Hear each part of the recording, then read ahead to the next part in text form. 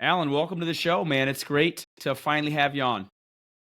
Thank you so much, Javi. I'm really excited to be on and looking forward to jumping into the conversation. Me too. Me too. We've been working at this for a while, so excited to get this going. So, first time guest, man. I would love to hear more about your background. Maybe tell the audience about what you do and what your current day to day is. Yeah, thank you so much. So I'm a lecturer in coaching science and skill acquisition in MTU, which is I'm currently based in Cork in Ireland. It's a lovely spot. If anybody ever feels like visiting Cork anytime they're in Ireland, give me a shout. Um, but yeah, so lecturing in coaching science and skill acquisition, I began my undergrad here in Cork. It was CIT at the time, now MTU. I kind of got introduced to the concepts around skill acquisition in and around the latter years of my undergrad. I was fortunate to have Ed Collin come in as one of my lecturers and kind of really gravitated towards a lot of the content he was putting out there and discussing with us. So it was kind of like I had found something I never knew existed in terms of skill acquisition, which was really exciting at the time. So much so I pursued my initially a master's and then PhD with it. Finished that up and went lecturing in Dublin for a couple of years. And 3 years ago came back to Cork, back home. And yeah, it's been a really exciting time. As we were chatting about, we're just on the edge of the launch of the Masters in Skill Acquisition for Sport, with us here. So it's super exciting. Really, really nice time, to be honest. Yeah, there's a lot of buzz around it. I've seen it on social media. It seems like something that was really feels a need in the skill acquisition community, the coaching community. So I know we're going to talk about that quite a bit. But I'm curious, what made you gravitate towards doing this? Because you've been an athlete yourself, right? What made you Mm. gravitate towards devoting your life's work to this point towards these ideas? Yeah, I'm going to graciously accept you calling me an athlete. It was junior level. Like I competed up until about 19 in taekwondo. Um, I suppose I was always really active as a kid. I didn't really enjoy school so much, at least the academic side of it. I was always the one trying to find my way out of every class possible to play whichever sport was available on that day. And that kind of led me into an undergrad in sport and exercise because I thought, makes sense. I really enjoy sport. It's the thing I'm most passionate about, and I think like most people kind of just stumbled in that direction, didn't really know exactly what I wanted to do and kind of thought, yeah, I might be a physiologist and actually no, be a strength and conditioning coach. And yeah, then just as I mentioned, got absolutely captured by the notion of skill acquisition and learning and what goes into developing skill or how we learn and the ways in which that can happen. And I think when you do kind of get the academic side of that and you compete and you train and you coach like I was doing at the time, it just started to really feel like that was the space I wanted to be in. And haven't really looked back since. Well, I know we'll give you the credit here. You're an athlete, and actually we share that a taekwondo background. I didn't do it as long as you did. I ended up giving more attention and focus towards other sports. But I'm curious to hear like how that shaped your current form of life, how that it interacts with who you are today. That TKD background. Yeah, I suppose it's a really interesting space, isn't it? Martial arts. There's so many fantastic kind of cultural and embedded aspects of martial arts that can be really valuable. And I think to put my skill acquisition hat on, training was great, but it didn't always make sense to me in especially kind of towards the latter years of competing where you want to maximize what you do 17, 18, 19-year-old to try and win and go from a first round knockout to winning in a finals or a semi-finals, and managing to get a medal on a kind of a global stage. And when you don't win, you kind of question, well, why didn't I? And was what I was doing in training good enough? Was I fit enough? Was I skillful enough? And I think that question around was I skillful enough, and the ways in which we often trained just didn't sit well with me. You know, the bag being a real heavy influence on what was happening in large volumes of training sessions, and the kind of passive nature of, even when it's a one-on-one and you're working on something, the other person almost just shaped to do what they were expected to do. There wasn't that interaction. It was kind of just an action on one end and a reception of it on another end. So yeah, I think so. A lot of my experiences as an athlete, and then what may be termed as coaching for the early years I was coaching in Taekwondo, just didn't really make sense the more I got into kind of concepts around skill acquisition. So I think, I started coaching in Taekwondo as I was training, like a lot of spaces do. So, teaching kids and coaching the grades below you, and helping people progress through. And as I put more of an emphasis on coaching when I couldn't quite compete as well as I had previously, I was in a really fortunate time where, starting my PhD, I'm able to apply a lot of the things I'm learning, and I really, really had an opportunity to explore, kind of in a relatively, and actually a very safe space,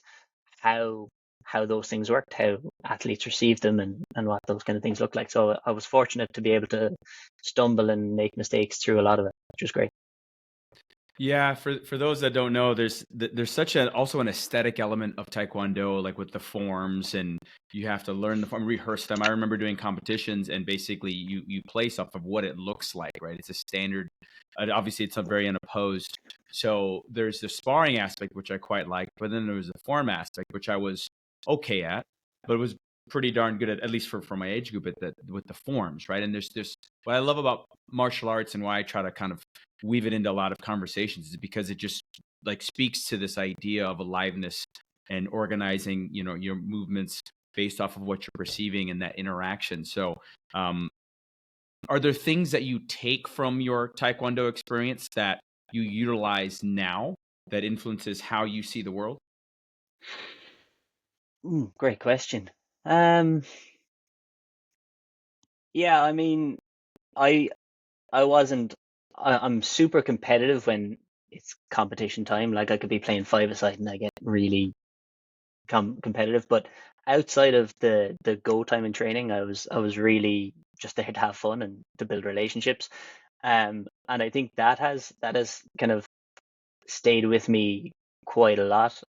Knowing what the person wants from that coaching session has a huge impact on how I engage with them, and what my expectations are, or what their expectations are from themselves. Not so much from a skill perspective, but I think it filters in.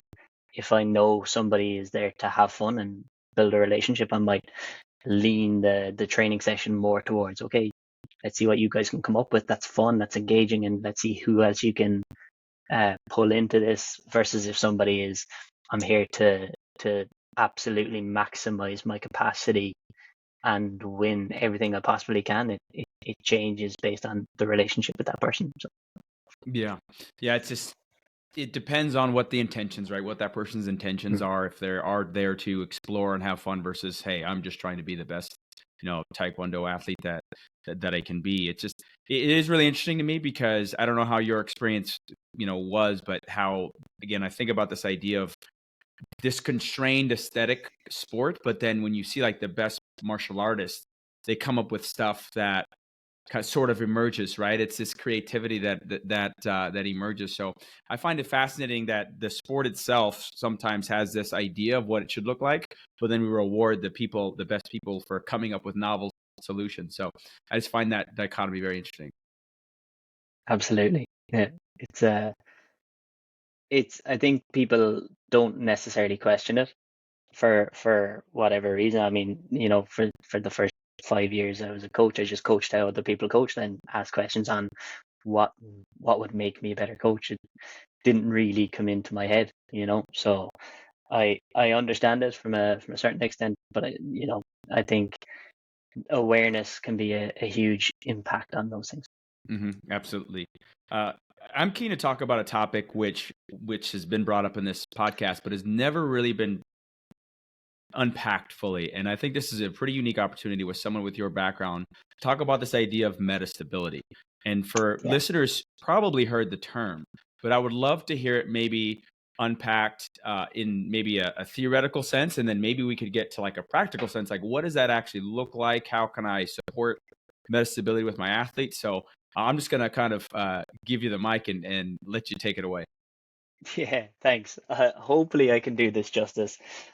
So I think when you look at, let's say, functionally adaptable movement, it it can be explained, let's say, from a theoretical perspective from states of stability. If you want to go to the term attractor states, we can move to that space where the world of sport is all about how we respond to a perturbation. So when we get knocked out of a state, how do we kind of respond to that perturbation in order to be able to adapt to it? And when we look at states or attractor states, we can kind of bring it down to starting with monostability, which is a really simple one deep state or attractor, or something that feels familiar, of one way of doing something. So if you look at and we'll keep it on martial arts and add in some examples from that. If I look at punching, and I have someone new to the sport, and they are punching for the first time, and they hit the pad the first time, they may have one really simple monostable state of where their hand moves forward and back. Now there's going to be noise in that, but the solution to that need to punch the bag is a really simple, straightforward punch. If I look then at moving from monostability to multi-stability, we can look at two ways of solving that particular problem of punching the pad. One may be a straightforward punch. The other may then be based on the pad moving. I need to come out of that attractor state of a forward punch because it's no longer something that's attractive to me, and change to, let's say, a hook. And you could take the same for a front kick and a turning kick, or whatever terminology you want to put on a front kick and turning kick. The problem gives us, especially early, these deep states or these deep wells of attractiveness for something to happen. So if it's facing forward, I'm likely going to be quite deep in that attractor. The thing for for multi-stability is it takes quite a lot to get out of that deep state if it's something that we get very familiar with, to change to something different. I think Rob Gray's given some really nice examples in the past around, if I'm catching a ball and I want to catch it with my hand at 180 degrees or fully flipped upside down in that space, they're quite different attractors, and to come out of one, we need to come out of one to go to the other. We can't really move between them. And that's where metastability kind of comes into play, where instead of having these really deep wells of attractiveness of something to do, we don't have these deep familiar ingrained patterns of doing something. We instead look at much shallower wells of metastability where we can transition between those really simply. So I think a really nice example of that may be around kicking in Taekwondo, where if I've got somebody in front of me, instead of the option, instead of it being a deep state of a front kick, I may be a more capable fighter where I can push kick, I can front kick, I can axe kick, all based on that same opportunity. But when I've got a better experience, I've got a better capacity to transition between those. And I think that the really important part of the difference between, let's say, multi-stability, where you're saying, well, you could have done the push kick or the front kick in a multi-stability state. In metastability, we don't have that deepness of a well that's the only thing we can do, and we need a significant change to do something else. We can, as Turvey coined it, or maybe Kelso, I think it's Turvey, is attractiveness without a deep attractor. So it's enough of an invitation, but it's not so heavy that it's the only thing that it invites a particular movement.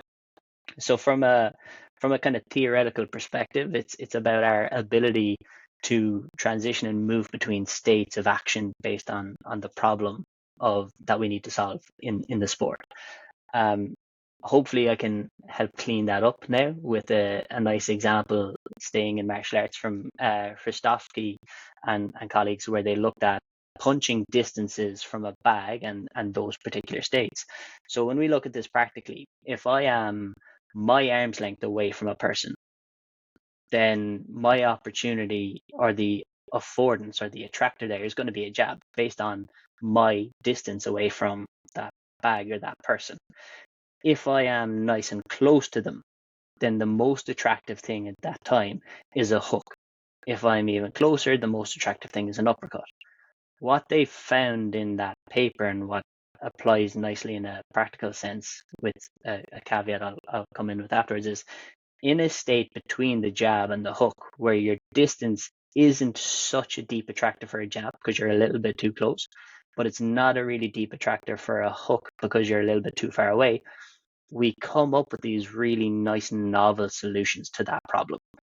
And that may look different for different people, but it is, again, you have the attractiveness of opportunities to engage in something without the deepness of the attractor of a jab, a hook, or an uppercut. And that's where creativity can typically start to come out to the forefront of those situations. Where I think the caveat is that really, really nice study was done with a bag that didn't necessarily move.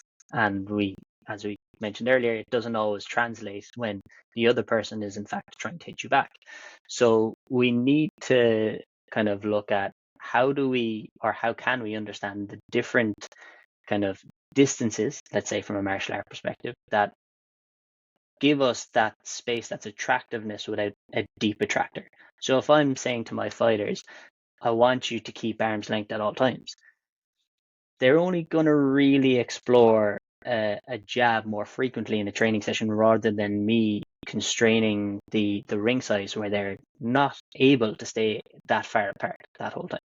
So we're slowly moving them closer together, be that with a constraint. We may not tell them why, but we should start to see those kind of novel solutions emerge, because they're no longer in that more comfortable, familiar jab space. The really interesting thing there is, I think, with the advancements we've had in performance analysis, we can get really good at identifying what our individual athletes' particular stable states are in a competition setting based on how they're engaging their attacks.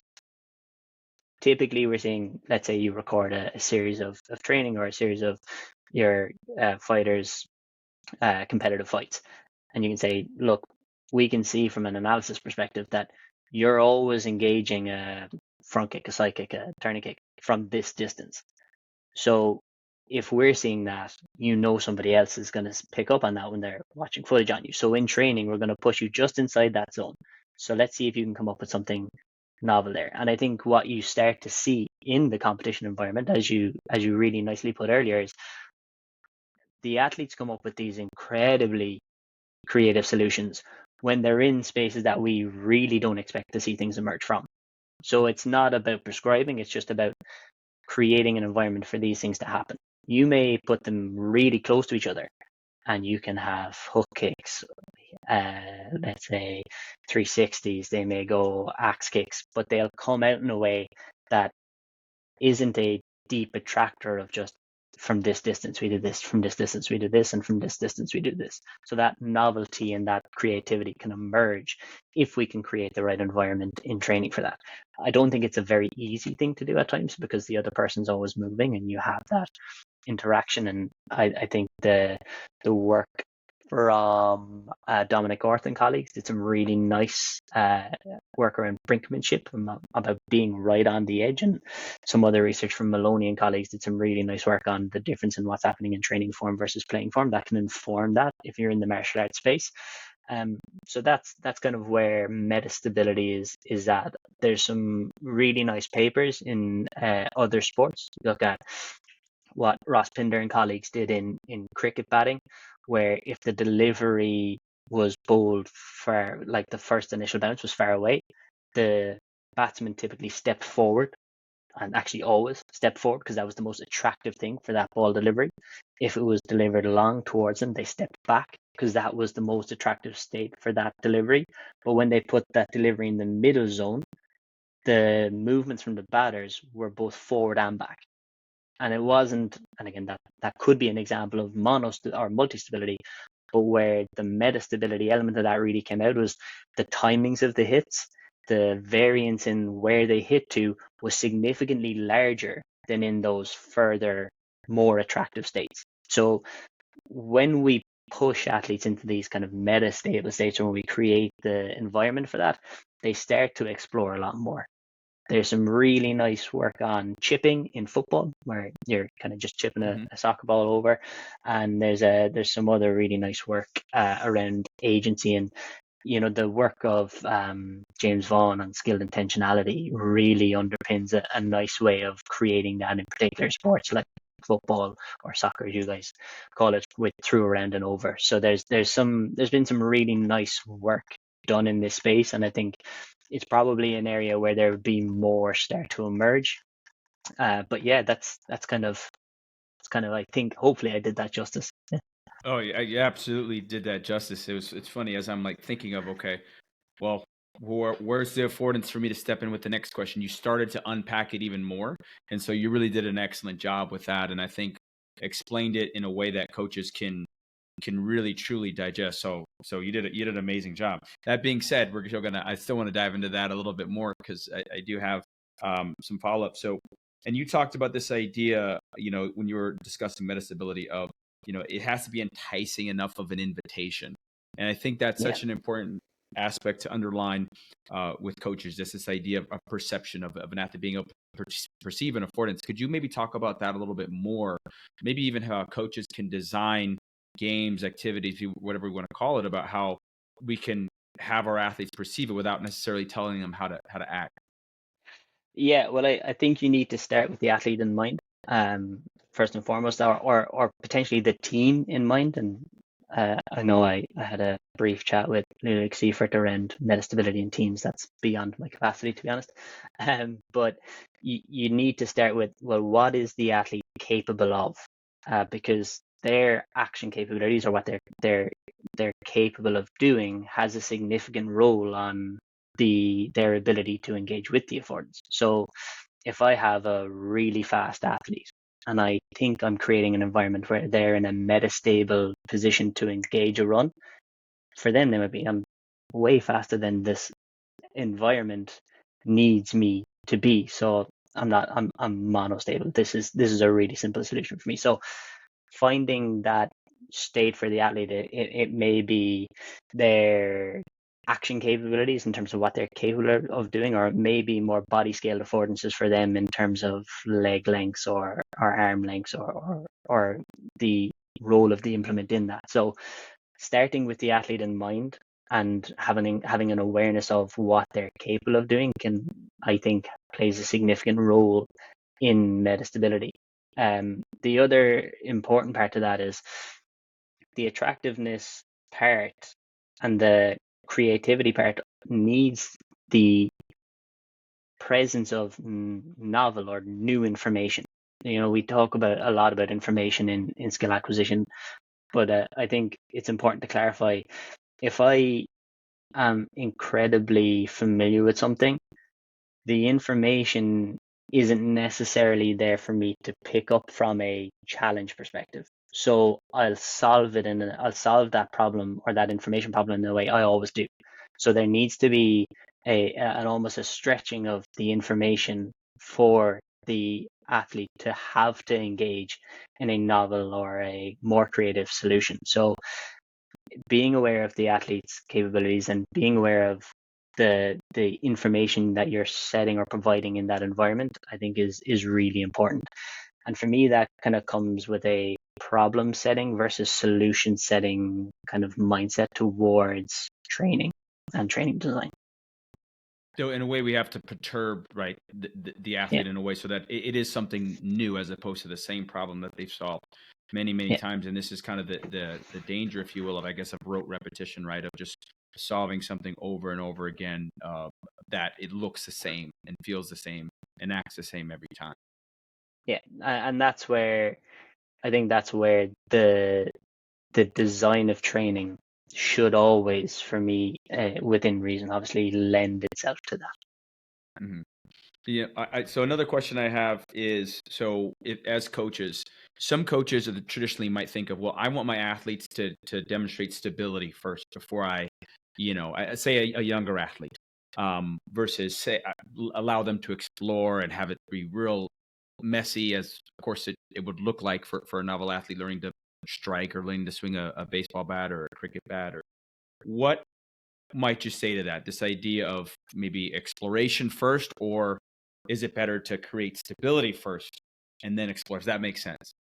Yeah, my question, because I've had these conversations with coaches before. My question to the coach, first and foremost, is almost, well, what is stability to you? What does that look like?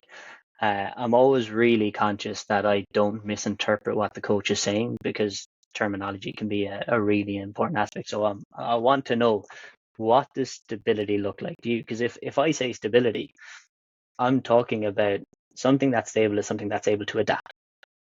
If I am standing on, like, very simply, if I'm perturbed and I'm able to return to that position, if I'm nudged and I'm able to continue, that for me is stable. But for, let's say, a coach, they may say, no, I want them to do something that looks the same way every time they do it. That's a different conversation, So for that example, if we're talking about somebody who believes that there is one optimal way to do something and there's one technique, or there's one way to perform a technique, I would then ask the question of, well, what happens when, and I love what ifs, what happens if the delivery requires a different solution? What happens if the problem requires something different to what you've told them or trained them to believe they need to be able to do? And for me, that's where metastability provides a really nice answer to that. Where if I'm really focused on creating this really deep well of familiarity, that in that can seem attractive to somebody, because they're like, yeah, that I want it to be well ingrained. And we even hear those terms, deeply ingrained. Their ability to do something is deeply ingrained. Whereas I'm saying, I don't necessarily want them to be so ingrained that there's a huge transition to get to something else. And that's the really important part. If they have to change entirely to adapt, and that adaptability comes at a huge cost of a transition, then that's not really going to be effective for them. I want them to be adaptable to the variance that's going to come at them. So I would look more towards that exploration space. And it may be something as simple as, well, can we give three, like, let's say, whatever sport we're talking about, we could talk cricket, tennis, whatever, maybe we want them, nothing is ever delivered the same way, is a question, or is everything always delivered the same way, is a question I would ask. Do they get the exact same problem every time? Typically the answer is no. All right, so what are the differences that come from that side? Because we get too focused on, well, how I hit it is the important part. Well, no, not necessarily. We can't remove the events that lead up to the event of hitting. What are the circumstances of the pre-existing, or the event that happens before that? Okay, well, this, and it looks like this, and it looks like this. Okay, so can we make them stable, lean in, use the language they're using? Can we make them stable by having them adapt to those differences? So stability now isn't in your rigidness, it's more bamboo-like. And that's kind of the conversation I have with coaches around that. For me, in order to be stable, you need to be adaptable. Yeah, I really like that, and I think that's where a lot of these disagreements or divergent thoughts. It's basically what you view as the term, stability. Or I've had this conversation about what is a fundamental. Most people think fundamentals are an output versus the fundamentals of perception of judging distance in a fight, of knowing when I might be able to utilize something. And I think that's where a lot of like I said, the variance happens. Another question I have for you is, so with higher level athletes, do we typically see more variance in how they are able to solve a problem as far as timing? Like you said, the cricket, you typically see more differences in the timing, for example, as opposed to less skilled athletes? Yeah, I think a hallmark of elite athletes is their adaptability.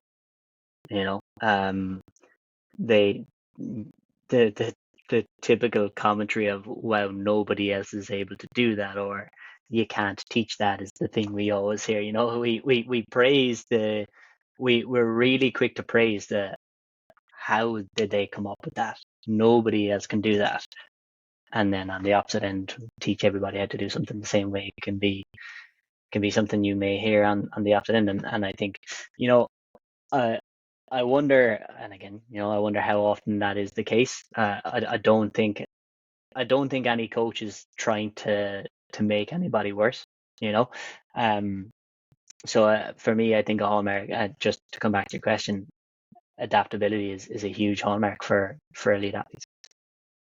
And then, so to kind of tying this all together as practically as we can. So for coaches, as opposed to say that conversation of we'll just use martial arts, as opposed to having someone hit a focus mitt in boxing or whatever sport it may be, or repeating the same thing, what might be a better way to kind of drive an athlete toward metastability versus just having the one solution? Yeah, I think that's pose different problems to them, and you do that with your practice design. To be honest, I was really fortunate to be surrounded by some really cool people in Kisacalio the last time, but then also the time before that, where I really enjoyed delivering some content around metastability, and the things that people came up with who had no martial arts background but understood combat sport, or the interchange between that. So can we manipulate the ring size? Can we manipulate the ring size in a way that it's never going to be in a competition environment? Let's put them on a really single line where they can't move left or right. So now they've got to solve the problem of that with something that maybe they're not used to solving that problem with. So now you're not telling them to do something different, you're just you're posing a problem towards them for them to come up with the solution themselves. And athletes are much smarter than we are. They're much better at coming up with solutions to problems. When we take that away from them, it's just not helpful. So I would say, if you are an advocate of the constraint led approach, constrain in different manners that provide an environment for people to explore solutions to the problem. Yeah, well said. Well said. I want to take a little bit of a left turn or a right turn or a turn somewhere into hearing a little bit more about your work with spatial occlusion. And just if you could just talk to the audience about what you've done in regards to that. Yeah, that's it feels long ago. I'm not sure it is that long ago, but yeah, my PhD was around the concepts of occlusion, specifically spatial occlusion. So occlusion paradigms were incredibly popular early in kind of the identifying what elite athletes look at kind of research, where they would look at lab-based film occlusion, where they would either temporarily occlude something. So let's say a sidestep in rugby, they would cut off the video at particular time points very far before the person engaged in the sidestep a couple of seconds or a couple of milliseconds before they engaged in the sidestep, at the moment that they engaged in the sidestep, and a couple of moments after they engaged in the sidestep. And what they did was they had athletes identify, be them novices or elite athletes, identify the direction at each time point. So they were trying to identify, were elites using better or earlier information to solve the problem? So that's kind of the temporal occlusion side of that house. Then the spatial occlusion side, again, originated in and around the film occlusion type research in a lab setting, where in racket sports, they did a lot of occlusion of particular body parts. So they would take away the racket and the arm, they would take away the shoulder, they would take away the torso, they would take away the lower limbs. They did a lot of research in penalty kicking in soccer in that as well, where they take away the lower part of the body, they take away the standing leg, they take away the upper part of the body.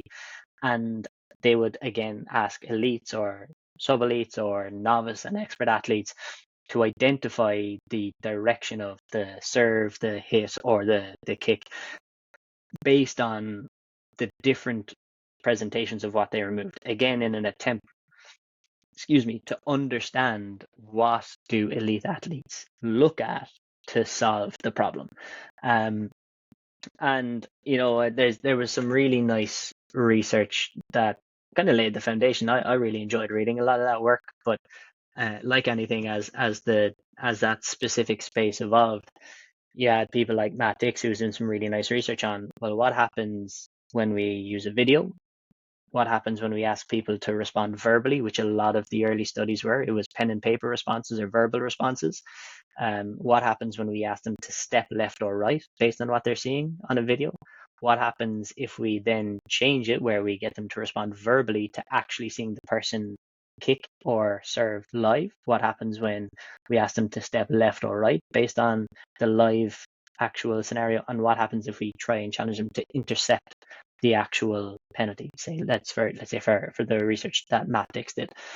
And what that kind of research really showed was that we engage our visual system and our initiation of movement very differently when we are faced with a in situ live problem, as opposed to what we do when we're looking at a video. And we do even more so when we have to actually act upon that, as opposed to just respond verbally. And a lot of that comes down to the kind of the visual pathways being ventral and dorsal are responsible for different things, perceiving and acting, basically. So my research then looked at, well, how can we take the notion of spatial occlusion and bring it to life in more representative environments? So we the set of goggles basically that removed the side of your lower limbs, and it was all initially based on basketball. So if I can't see the basketball or I'm dribbling, what's happening there, and what am I doing with my eyes? Looking at controlling and passing in football, and kind of culminating to the point of in a kind of representative scenarios of, I've got somebody passing me the ball, I lose sight of it about a meter and a bit away from me. I've got one person running towards me. I've got my teammate running in one direction. I've got an opponent running in the other direction. Am I able to identify what's happening in that environment and then act upon that by controlling and passing the football successfully?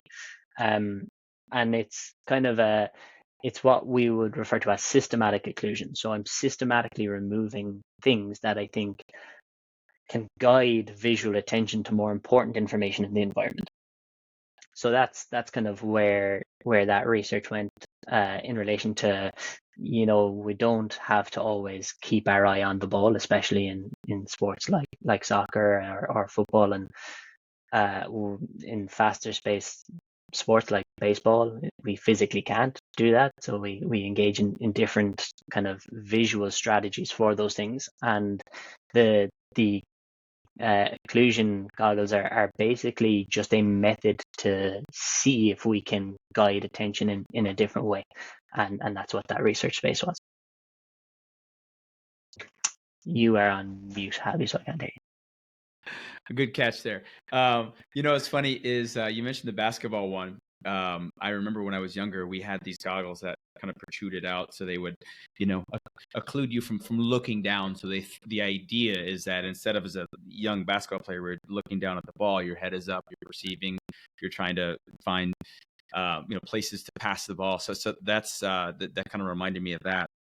Did you find that the higher level athletes, or does research show that the higher level athletes are able to attune and pick up earlier information or different information than just sub-elite novice athletes? Yeah, I mean, I think there is a point where the goggles may lose their value for some elite athletes because they don't engage in scanning behaviors or visual exploratory actions towards the ball anymore. Like anything, the tools are only effective if they're required and if they're implemented in the right way. So you don't just chuck them on and see you later, off you go. You need to be really aware of, well, is this a deficit for my athlete? Is this something they're already struggling with? Because if, as you say, the more elite athletes are incredibly efficient with their visual exploratory actions, they're picking up the relevant information around them. And we know from some of the research in the scanning space that they typically are scanning more and to a greater degree, and they typically pass forward more progressively when they're better at doing that. So I think it comes to the point of, one, is it needed? And then if it is needed, how do I design an appropriate environment that it's not just keep your head up, it's there's things within the environment you need to pick up on that are representative of the game. And then two, if they're not needed, don't use them. They Right. don't solve all problems. I think that's one of the dangers with sport technology. We can do all these things, and you're like, you can't. Stop saying it. You can do one thing really well, stick to that. It can almost be a hindrance, right? Too Yeah. much access to technology. I don't know if you remember this. It was in the UK, like it was like a sports science video they did of Cristiano Ronaldo, Yeah. where Yeah. do you remember that one, where someone either did a throw in, or they kicked the ball in and they shut the lights out. He was still able to pick up the ball and score on the goalie, which at the time, when I first heard this, I was like, when I first saw this, it had meaning to me, but not with the meaning it has now. So that's a good one. Maybe we'll have to link that in the show notes. But that's what I thought about as well when you were discussing that. Yeah. They put poor Ronald up against Ronaldo in that video series. Just some Yeah. Joe soap. Look, it was an awesome live action temporal occlusion. Mm-hmm. It was like shutting the now again. There's a whole host of things that come into that. But yeah, no, it was a cool watch. I still use it in some of my lectures with my students It to was. stir up conversation. It certainly was. So I'm gonna pause this for a second. We're gonna keep it going. I gotta go. Someone knocking on the door at the gym. 1 second. No problem.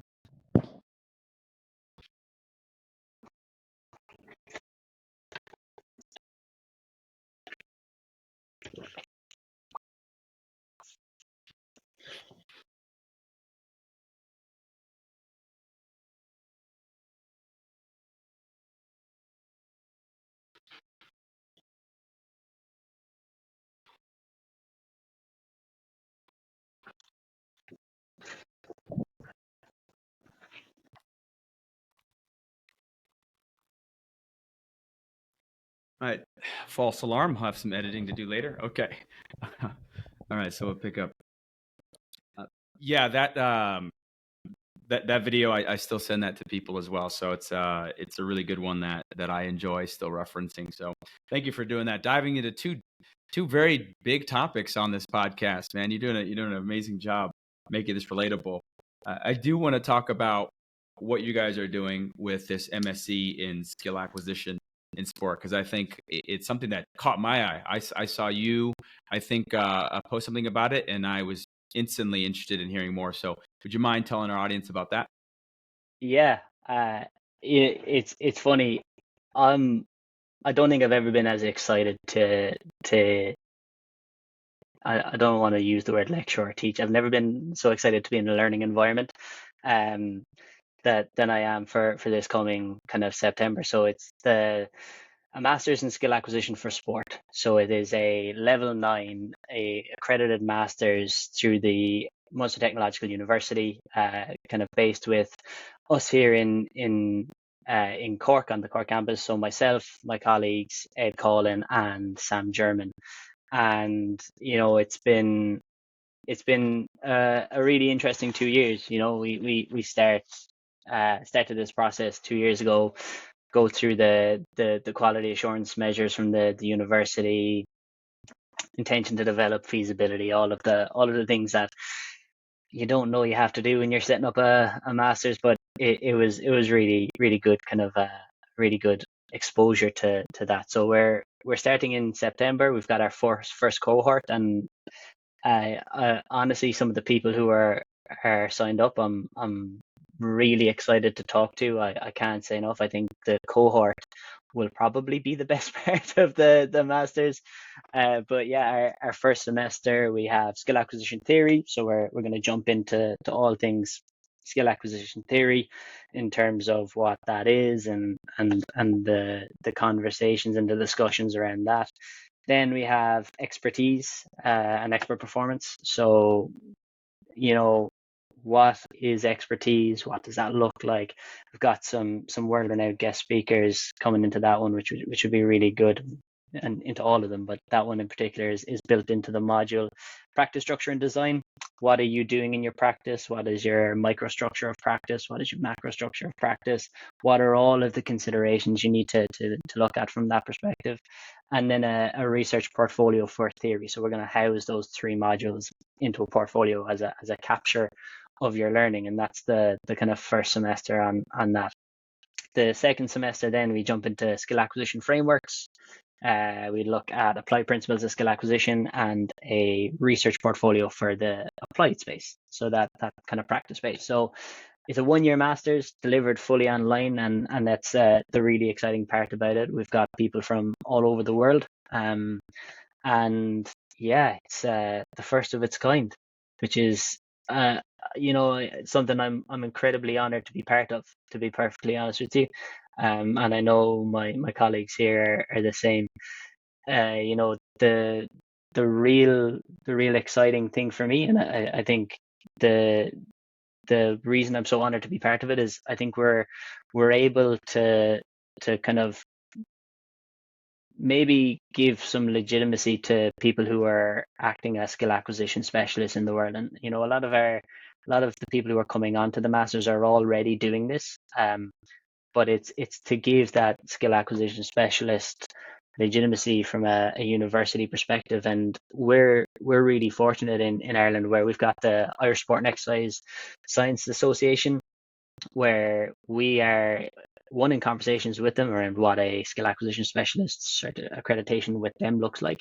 And we already have my colleague Sam German, who's an accredited skill acquisition specialist with them. And I think that's really important, because ISCSA is part of the broader sport and exercise science kind of family, where Casey's was Basie's, Australia, New Zealand, Canada. It's beginning to build that recognition for a domain which I think really deserves it.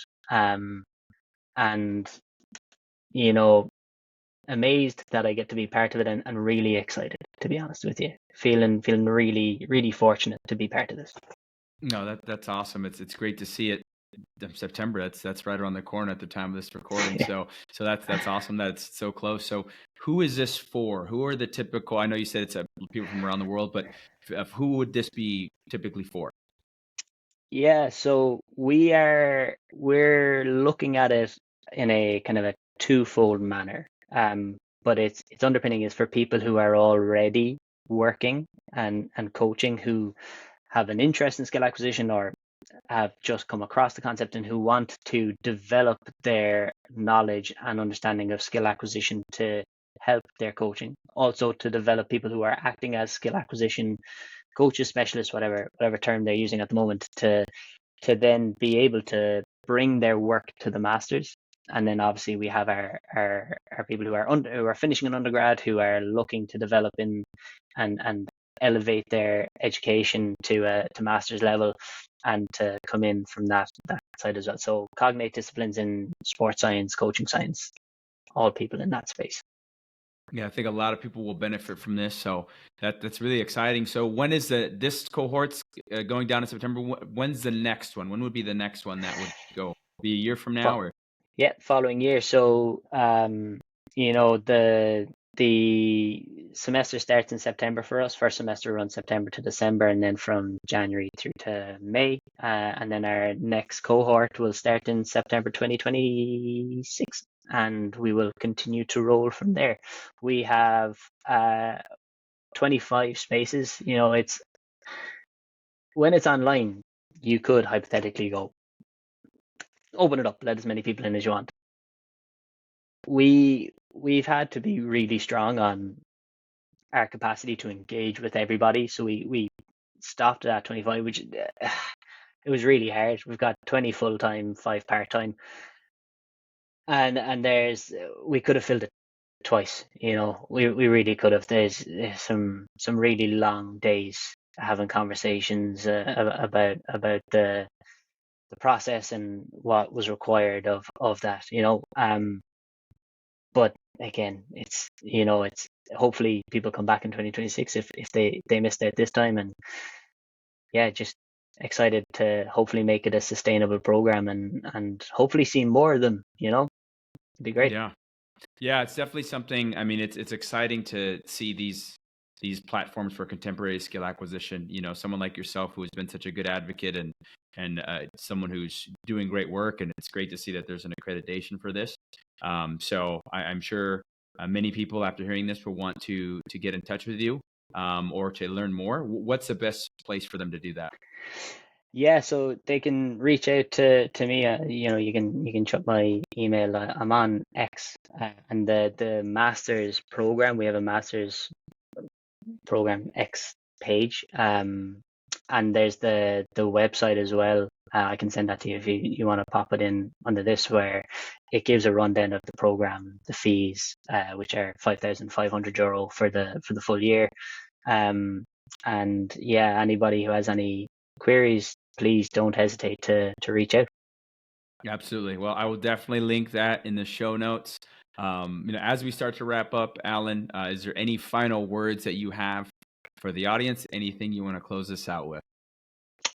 No, I could keep chatting with you for another 2 hours, to be honest. Abby, this has been a really, really nice chat. And as we said, start of your day, end of mine. So it's been a fantastic way to finish up my day.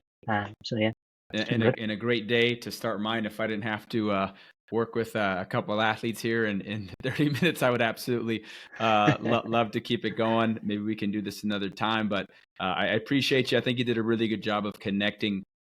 Metastability. Like, what does that even mean, right? For people that aren't heard that before, you did a great job of making it applicable. And again, I appreciate your time. And like I said, maybe we can do this again another day. Yeah, more than happy to, man. And outside of the podcast platform, we just jump in and chew the fat. It'd be good. Absolutely.